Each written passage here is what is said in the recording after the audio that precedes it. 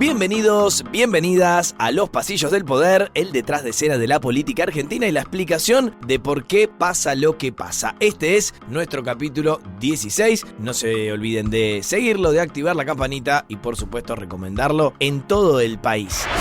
Avanza la rosca política para que el oficialismo libertario y el PRO jueguen juntos en la madre de todas las batallas, las elecciones de la provincia de Buenos Aires. Pero ojo, que hay novedades en el campamento peronista. Cristina Kirchner y Axel Kicillof se volvieron a contactar e intentan aflojar tensiones. ¿Podrán? Además, arde la agenda opositora en el Congreso mientras Javier Milei promete vetos para todo. ¿Y cómo sigue la economía argentina en este inicio de junio? Bueno, esto y más a continuación. Si están listos, empezamos. Los Pasillos del Poder con Nacho Girón, el detrás de escena de la política argentina. Y Los Pasillos del Poder es presentado por La Cardeus porque su calidad supera la realidad y te invita a soñar a pesar de que la actualidad no te deje dormir tranquilo. Este mes del padre ahorra hasta un 50%, pagan 18 cuotas sin interés y el envío es gratis. La Cardeus es tradición de calidad. La fecha que hay que marcar en todos los calendarios, lo venimos diciendo, es el domingo 26 de octubre. Ahí votamos todos los argentinos para renovar el Congreso Nacional. Pero hay una parada obligada, muy pero muy importante, a la que siempre le decimos la madre de todas las batallas. Las elecciones en la provincia de Buenos Aires son el 7 de septiembre y se le dice así justamente porque en ese territorio está el 40% de todo el padrón electoral. 4 de cada 10 argentinos que votan en territorio bonaerense. Pero antes de esa fecha, el 9 de julio, vamos a saber cómo se formalizan las alianzas políticas y el 19 de ese mismo mes, quiénes son todos los candidatos para las listas. Bueno, ¿qué sucedió en estos últimos días? Que Cristina Fernández de Kirchner y Axel Kicillof, que comparten el mismo color político, el del peronismo, pero vienen pensando cada vez más distintos sobre absolutamente todo, volvieron a hablar. Y volvieron a hablar después de que Cristina Fernández de Kirchner confirmara finalmente que va a ser candidata a legisladora por lo que se llama la tercera sección electoral. Recuerden que la provincia de Buenos Aires se divide en 8 grandes partes como una pizza, esto lo vengo contando, y ella se presenta allí, en la que se llama la tercera. Se volvió loco Gustavo Silvestre en C5N cuando escuchó justamente sus palabras. Se viene la elección bonaerense. Así es. ¿Va a ser candidata? Sí. ¿Va a ser candidata? Sí. ¿Va a ser candidata? Sí, pero ya lo había dicho inclusive en varias reuniones, porque aquel le había dicho que no. No creía. ¿Candidata a dónde? ¿Por qué tan incrédulo? En la tercera sección electoral, ok. tal cual se dijo. Yo tenía la duda que iba a ser en la tercera, teniendo en cuenta la legislatura bonaerense. Pero no es un problema de la legislatura bonaerense, es un problema de sentido común. ¿Alguien concibe que si al peronismo no le va bien en septiembre, en las provinciales, en lo que es el bastión del peronismo, nos puede ir bien en octubre? Pero además, ¿alguien pensó que si nos va mal en septiembre esto puede irradiar no solamente a las elecciones bonaerenses en octubre, a todo el país, Toto? Te preguntarás, por supuesto, ¿qué es la tercera sección electoral? Bueno, comprende 19 partidos del sur y del oeste del conurbano bonaerense. Allí están, por ejemplo, Avellaneda, Berazategui, Esteban Echeverría, Ezeiza, Florencio Varela, Lomas de Zamora, Lanús, Quilmes y, por supuesto, La Matanza. Para que se den una idea, ese lugar, esa sección de la provincia de Buenos Aires tiene más de 5 millones de votantes. Es decir, más que cualquier otra provincia en toda la República Argentina, y además en esa tercera sección electoral está el 40% de toda la provincia de Buenos Aires y es históricamente un bastión peronista, hiper peronista. Allí ganan todos. La gran pregunta es por qué CFK eligió ese lugar y no otro. Bueno, los que no la quieren dicen que es porque es el único lugar en el que el peronismo puede ganar y por eso de allí podría salir victoriosa, como la única heroína en pie ante tanto desastre en su color político. En cambio, cerca suyo, cerca de la expresidenta, dicen que eligió ese terruño porque es la sección justamente más populosa y por ende donde más diputados se pueden sumar para frenar la ola violeta mileísta que también va a crecer seguramente en la provincia de Buenos Aires. El tiempo dirá si tenemos respuestas más precisas. Eso sí, más allá de la confirmación de CFK de su postulación para ocupar un cargo en la legislatura bonaerense, Cristina Fernández Fernández de Kirchner aprovechó para seguir criticando el desdoblamiento decidido por Axel Kicillof. Esto de que se vote para renovar la legislatura el 7 de septiembre y que las elecciones nacionales recién sean el 26 de octubre. Lo decía de esta manera. Yo no le pediría jamás a ningún gobernante que cambie su decisión, a lo mejor yo tampoco lo haría, si hubiera tomado una decisión basada en presupuestos fácticos que después no se dieron o se modificaron. Yo revisaría mi decisión, Pero viste que los hombres no hacen política igual que las mujeres. El hombre siempre tiene una cosa de querer imponer, de que como que si no se hace lo que él dice es como que se pierde. Yo nunca tuve ese problema. Si yo me tengo que retractar y decir, no, esto está mal porque me equivoqué o porque desaparecieron los presupuestos fácticos, yo lo hago. A las pocas horas de que Cristina Fernández de Kirchner dijera todas estas cosas, ya empezó a circular en el ecosistema digital K el spot de Cristina candidata. Me vuelvo loco, escúchalo. Ella ya fue casi todo. Primera dama, senadora, presidenta. Podría estar en casa disfrutando sus días, pero quien lleva la esperanza terca en el pecho nunca se jubila de la historia. ¿Diputada? Sí, diputada, porque no hay tribuna menor cuando hay que gritar verdades, porque no hay banca pequeña cuando el dolor del pueblo es grande. Donde Milei recorta, Cristina protege. Donde él destruye, ella reconstruye. No es por ella, no lo hace por ambición, lo hace por los que ya no aguantan más. Si le prestaste atención, vas a darte cuenta que se nombra el rol de Cristina como expresidenta. Primera dama también dice, es extraño, pero no recuerda el spot que fue vicepresidenta de un tal Alberto Ángel Fernández. Detalle, ¿no? Deben haber olvidado los que escribieron el texto.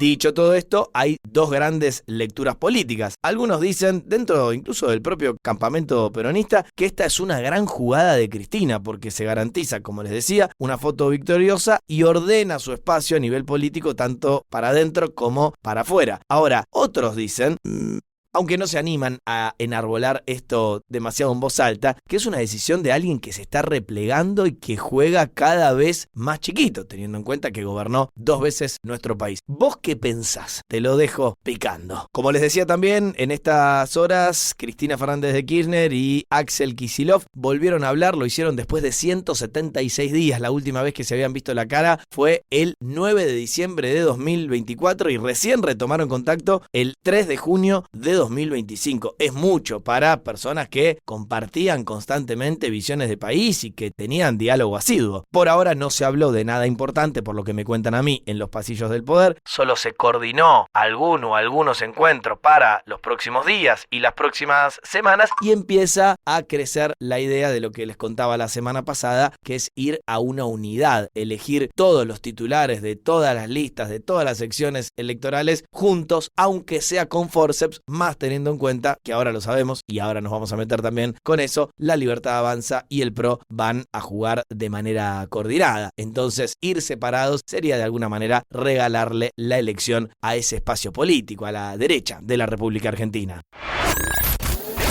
La reacción opositora a CFK no se hizo esperar y quizás el más duro haya sido José Luis Espert, que hoy es diputado nacional y se espera que pueda encabezar la lista libertaria en las elecciones generales recién en el mes de octubre. Muy picante lo que dijo. Lamento no enfrentarla, me encantaría enfrentarla, porque sería muy importante para las ideas de libertad que defendemos que la cara de la derrota en octubre, la elección nacional, sea Cristina Kirchner, pero ante todo, para mí la justicia. Es una chorra maldita Cristina Kirchner. Es lo peor que le pasó en política a la Argentina. Ella y el kirchnerismo. Y el finado de su marido. 2 excrementos, te diría. Lo que han hecho con Argentina y con la provincia de Buenos Aires es un verdadero genocidio económico, sociocultural. Lamento no poder clavarle el último clavo del ataúd al kirchnerismo con Cristina adentro. Pero la justicia está ante todo. Así que ojalá que sea condenada ya, te diría, que no pueda competir. A todo esto, no quiero esquivar el gran elefante en la habitación. ¿Quién va a ser el candidato de La Libertad Avanza en las elecciones del 7 de septiembre, las provinciales, para enfrentar a CFK en la tercera? Linda pregunta, ¿o no? Dijo la cuenta atribuida siempre a Santiago Caputo, se los voy a leer textual, a una señora mayor, comunista y condenada por corrupción, hay que ponerle enfrente a un pibe, libertario, irreprochable, la elección más fácil de la historia. Ellos mismos empezaron a agitar el nombre del Gordo Dan. Y al Gordo Dan, Daniel Parisini, lo conocés por supuesto, un poco le gustó la idea, al menos para reírse. ¿Cómo te ves vos, Mariano? ¿Con qué? ¿Te llama el Jabo? No, bueno, si me llama el presidente Milei estoy dispuesto a ir hasta Tierra del Fuego a ser candidato y a dar la batalla, por supuesto. Para mí Mariano es un candidatazo, Para mí tope de gama. Banco. No hay debate, ¿no? Pero la papea fuerte el Gordo. La va a papel va a ser el Gordo más No hay irreverente. debate, no hay debate. Una lástima que no haya debate. Bueno, habría que instalarlo el debate. Habría que instalarlo, claro, por supuesto. Aparte de Cristina no te puede decir nada. No, bueno, lo único que falta es que me quieren digar cosas del país a mí, pero... Claro. No, ves que es el uno, el Gordo, boludo. Después de 200 años siendo concha de la economía del país sería bastante particular. Pero bueno, también se ha mencionado mucho tu nombre. Se ha mencionado mucho mi nombre, sí, por supuesto. Yo le gano caminando a Cristina. Sí. Esa es la verdad. Sin dudas. Es objetivo. ¿Vos tenés alguna duda, Gordo? Yo no. Bueno, quiero decirle a los libertarios que no se entusiasmen demasiado porque estoy en condiciones de confirmarles que el Gordo Dan no va a ser la persona que enfrente a CFK. De hecho, formalmente no podría porque tiene domicilio en Capital Federal pese a haber nacido en la provincia de Santiago del Estero. Por ahora pican en punta o Sebastián Pareja, que es el armador libertario en la provincia de Buenos Aires, o atención con este nombre, el influencer libertario Iñaki Gutiérrez. Así como les decía que esta semana el protagonismo político, mediático, se lo robó Cristina Fernández de Kirchner, Axel Kicillof no se quiso quedar atrás y pese a que habló, como les conté con CFK, lideró su propio acto del movimiento Derecho al Futuro dentro del peronismo y lo que dijo es que el adversario, bueno, no es el compañero, el adversario debería ser Javier Milei. Hay que entender algo fundamental y que el único adversario que tenemos es Milei. Adentro hay que hablarnos de esta manera para que se entienda que lo que tenemos que hacer es hablarle a nuestro pueblo y hablarle a la gente, no estar hablando entre los dirigentes. Pero Axel Kicillof fue por más y también dijo que no hay que buscar lugares en las listas, sino lugares en la historia. En estas elecciones, la discusión no es un lugar en la lista, la discusión es un lugar en la historia. No se trata de defenderme a mí, se trata de defender las obras que seguimos haciendo. Se trata de defender la escuela pública, se trata de defender la salud pública, se trata de defender la inversión en seguridad. Convocamos a los peronistas, pero también a aquellos que se vieron ofendidos, agredidos y denigrados por Milei. Convocamos a todos. Un detalle importante, en la legislatura bonaerense, esa que se va a renovar, al menos en una parte, el 7 de septiembre, está intentando el peronismo imponer un polémico proyecto para que vuelva la reelección indefinida de intendentes y también se puedan reelegir indefinidamente los legisladores. Por ahora no hay quórum, pero yo lo seguiría de cerca. Y pasamos ahora a hablar del otro gran acuerdo político en la provincia de Buenos Aires, que es el de la Libertad Avanza y el PRO. De vuelta, no lo vengo diciendo, no los une tanto el amor, sino el espanto a lo que hay enfrente. Pero se sabe que los dos partidos van a firmar una suerte de coalición electoral para los comicios provinciales del 7 de septiembre, eligiendo a los mejores nombres que tiene cada uno disponible para enfrentar al peronismo, más si, como les decía, el peronismo va unido. Recuerden que el armado electoral va a ser complejo porque en rigor hay 8 listas diferentes, una por cada sección electoral en la que se divide la provincia de Buenos Aires. El problema es que este acuerdo, que viene siendo un acuerdo de cúpulas, Sebastián Pareja de un lado por parte de los libertarios, Cristian Ritondo del otro por parte del PRO, están teniendo algunos problemas con los intendentes de sus colores políticos. Les dicen, ojo, también le pasa a la Unión Cívica Radical, que arreglen lo que quieran arriba, pero que los candidatos para integrar las listas de sus consejos deliberantes la quieren hacer ellos, los intendentes, no vaya a ser cosa que pierdan poder. Y seguramente por esto no todos están de acuerdo con lo que se está firmando entre amarillos y violetas. Y si no, preguntale al intendente de San Nicolás, que es del PRO, pero ya tomó distancia de un acuerdo de su partido político con la Libertad Avanza y va a lanzar un partido propio. A ver qué dice Santiago Pasaglia de San Nicolás. ¿Digo bien? ¿Es así? ¿No te gusta lo que están cerrando la Libertad Avanza y el PRO? Decís bien, no compartimos para nada lo que están haciendo. Nosotros vemos que no hay realmente un acuerdo ahí y que lo que hay es un sometimiento, que lo ha explicado muy claro el jefe de gabinete Francos, que dijo: levantamos el alambrado para que agachen la cabeza y pasen. Es muy gráfico. Y por otro lado, vemos que se está haciendo un pacto de dirigentes a espaldas de la gente y para repartirse un par de cargos, y nosotros no vamos a ser parte de eso y no vamos a entregar nuestros valores. Preferimos elegir el camino largo, pero es cuidar y sostener nuestra identidad. Un dato de color es que Santiago Passaglia, también su hermano Manuel Passaglia, muy importante en San Nicolás, son hijos de Ismael Passaglia, que fue 2 veces intendente por el peronismo desde el año 2011, que después terminó llegando a un acuerdo con el PRO durante el gobierno provincial de María Eugenia Vidal. Bueno, así fue que llegó justamente a Juntos por el Cambio, el actual intendente, que hoy no quiere saber nada con Axel Kicillof. Nunca se llevaron para nada bien. Mientras todo esto pasa entre el PRO y la Libertad Avanza bonaerense, supimos que Mauricio Macri, que volvió a la República Argentina después de viajar por Europa y después de perder las elecciones en la Ciudad Autónoma de Buenos Aires, volvió también a hablar con el presidente Javier Milei. Hemos vuelto a hablar estos días y la prioridad para el PRO va a ser ayudar a que este gobierno tenga éxito, entendiendo a esta altura que tienen métodos distintos a los nuestros, que tienen una concepción institucional distinta a la nuestra, pero entendiendo también que primero es afianzar la estabilidad económica, que no es fácil, estamos recién en el comienzo. Soñamos llegar a una inflación de 1 dígito y todavía vamos por la de 1 dígito mensual, y necesitamos generar más confianza en el mundo. El partido le ha dado un mandato a Cristian Ritondo para que llegue a un acuerdo razonable con la Libertad Avanza para la elección de la provincia de Buenos Aires. El cambio es algo que estamos conquistando, que no va a alcanzar este gobierno ni el que viene, requiere varios gobiernos consecutivos para terminar de consolidar una credibilidad en el mundo.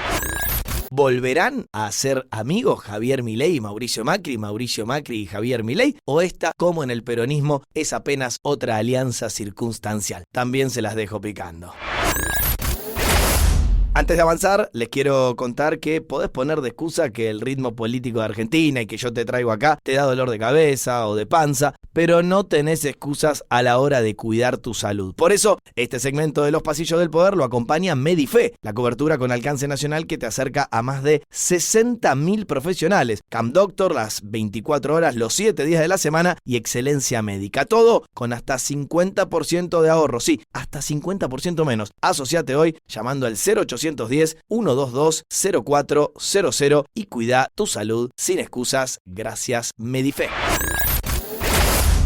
Y hay que hablar ahora de lo que pasó y puede llegar a pasar en el Congreso de la Nación. La oposición no dialoguista, hablo de Unión por la Patria, el peronismo kirchnerista, también una parte de la UCR, Encuentro Federal, algunos representantes de las provincias y hasta la izquierda, viene tratando de imponer un temario que es molesto para el oficialismo. Por eso, este último miércoles fue un miércoles de superacción, porque ese arco opositor intentó y logró en diputados retomar la sesión frustrada que se había caído hace un tiempo para imponer mejoras en las jubilaciones, mejoras en el bono que también cobran los integrantes de la tercera edad, una nueva moratoria, la declaración de la emergencia en discapacidad y algunos otros asuntos que, insisto, no le gustan nada a la Libertad Avanza. Paréntesis, atención con lo que pasó afuera del Congreso, porque confluyeron manifestantes precisamente por las jubilaciones, por la discapacidad, por el sueldo universitario, por lo que está pasando en el Hospital Pediátrico Garrahan y hasta por el feminismo, porque se cumplieron 10 años de la primera marcha de Ni Una Menos. La oposición, como seguramente ya sabes, esta vez sí logró conseguir media sanción en diputados y por eso estos proyectos ahora pasan a la Cámara Alta, al Senado.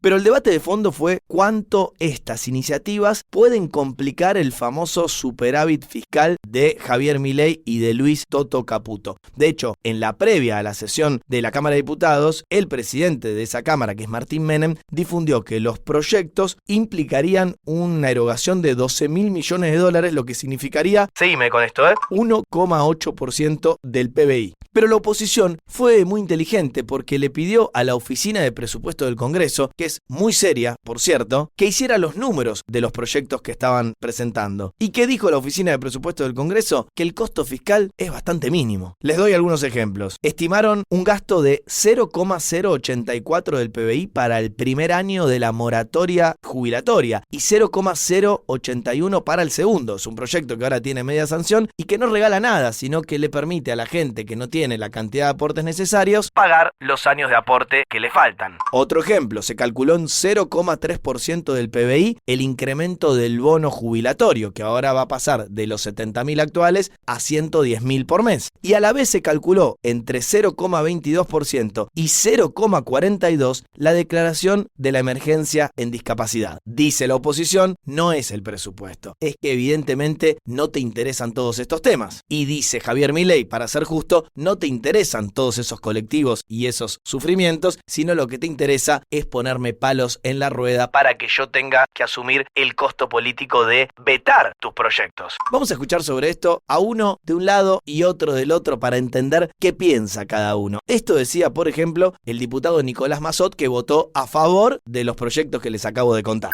¿De dónde creen que faltan los aportes de los jubilados que tienen que adherir a la moratoria? De los héroes del presidente que no pagan los aportes y las contribuciones y que ahora parece que van a poder acceder de manera gratuita a consagrar esa evasión y ese heroísmo, mientras los jubilados tienen que elegir en la farmacia qué medicamento compran. Eso es cinismo. Entonces, dejemos de decir que no hay plata. Hubo plata para bajar esos impuestos, hubo plata para comprar aviones de guerra, hubo plata para financiar recurrentemente, cada 2 meses hay un decretazo nuevo para los fondos reservados de la CIDE.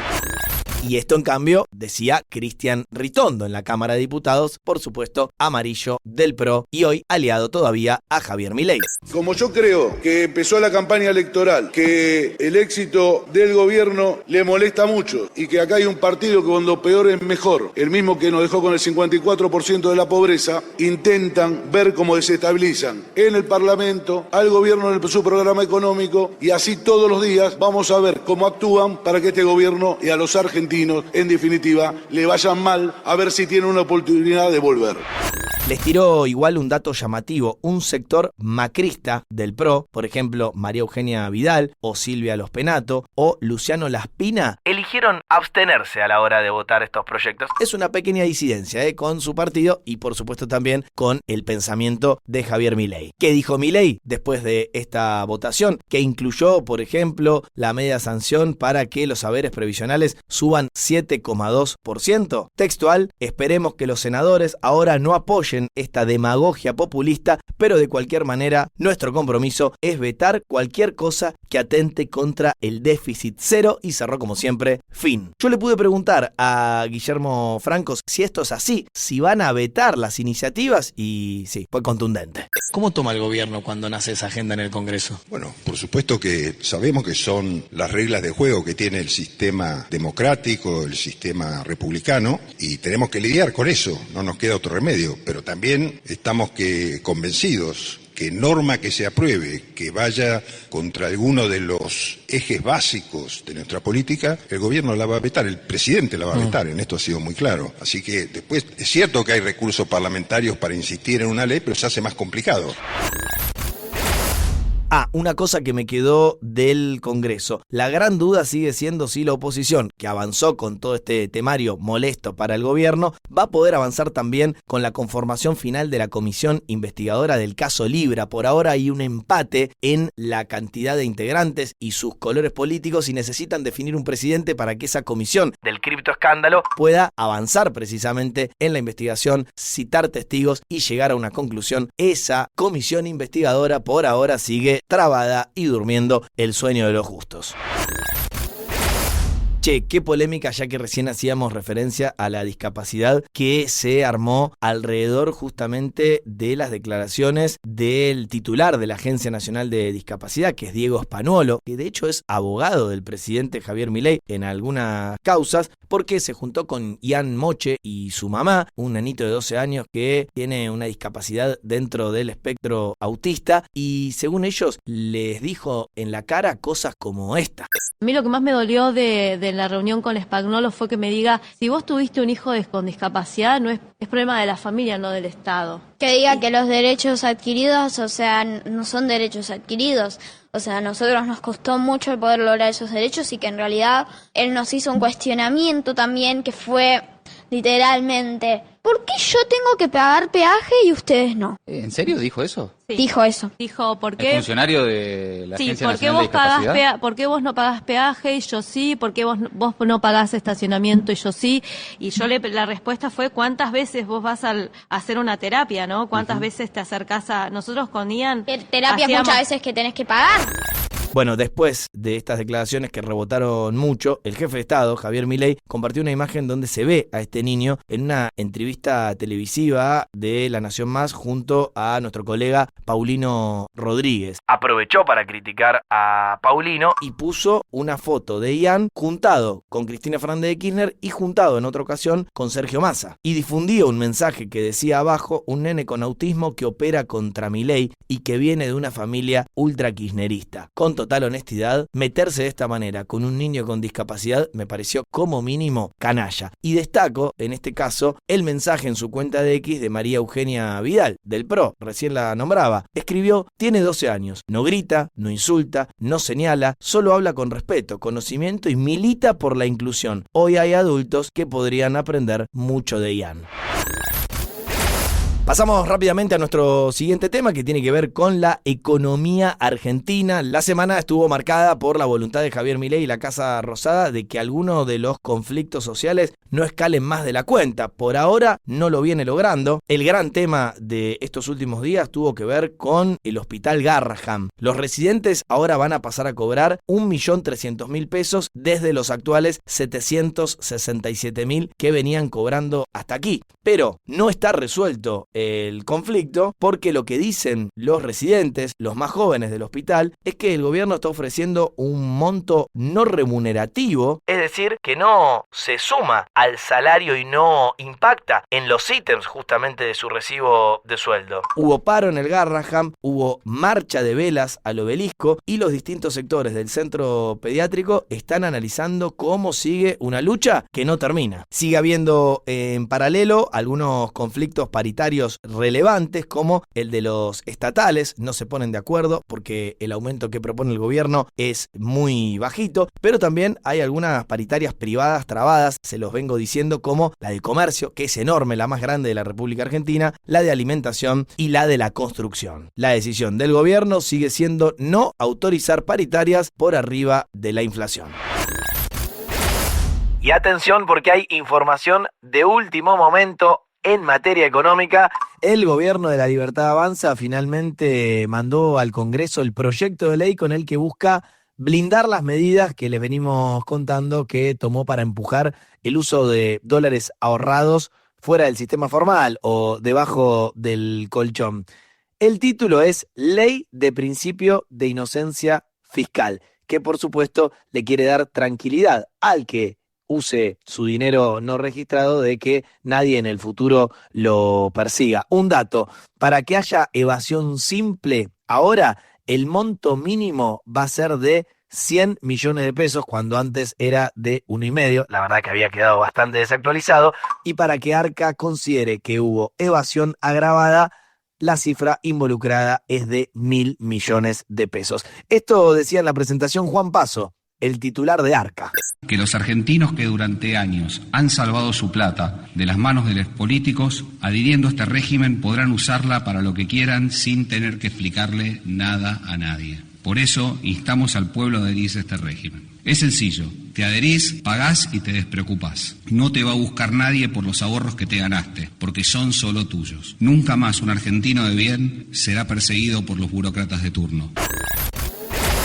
La buena noticia para el gobierno es que deja trascender que la inflación del mes pasado, la de mayo, que vamos a conocer a mediados de junio, puede llegar a ser la más baja de toda la historia de Javier Milei al frente de la Casa Rosada. Se habla de un 1 adelante, pero yo todavía sería cuidadoso, y que el dólar flotante entre bandas todavía está en la mitad de esa banda y no se ha acelerado a algún precio exorbitante. La contracara es, por ejemplo, el déficit de turismo récord en este tiempo en la República Argentina. Por ejemplo, en el primer cuatrimestre, casi 6 millones de argentinos viajaron al exterior. Seguramente esto como un reflejo de la apreciación muy considerable en el tipo de cambio que puso a nuestro país caro en dólares y abarató relativamente la posibilidad de salir al resto del mundo. ¿Cuántos extranjeros vinieron? Y así como les digo que muchos argentinos salieron del país, hubo un retroceso anual de 21,4%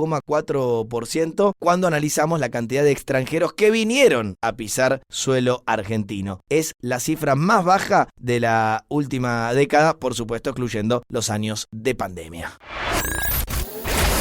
Y cierro los pasillos del poder con un último dato de la agenda de Javier Milei, que viaja a Roma para cenar con Giorgia Meloni, su amiga primera ministra de Italia, y para ver por primera vez al Papa León XIV en una gira que incluye reuniones con Emmanuel Macron de Francia y Benjamín Netanyahu de Israel. El presidente va a ser acompañado en su gira por Europa y por Medio Oriente por su hermana Karina, por el canciller Gerardo Bertein, por la ministra Sandra Petrovello y por el vocero Manuel Adorni. En el medio de ese viaje, Javier Milei para en España para participar en un foro económico financiado por una plataforma de criptomonedas que lo había criticado cuando tuvo el escándalo Libra. Veremos qué sale del Madrid Economic Forum. Y así llegamos al final de otro capítulo de Los Pasillos del Poder, el detrás de escena de la política argentina y la explicación de por qué pasa lo que pasa. Todas las semanas nos zambullimos en la rosca política local. Gracias por acompañarnos y nos reencontramos la semana que viene.